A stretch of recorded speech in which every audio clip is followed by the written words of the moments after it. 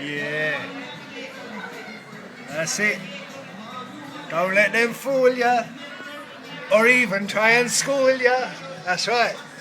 Teachers teach kids to be stupid. That's what the Dread's telling the kids. That's right. He's saying, don't listen to your teachers, make it up yourself. You know more than them. She ain't even married. What's wrong with her? She's nearly 30. Exactly.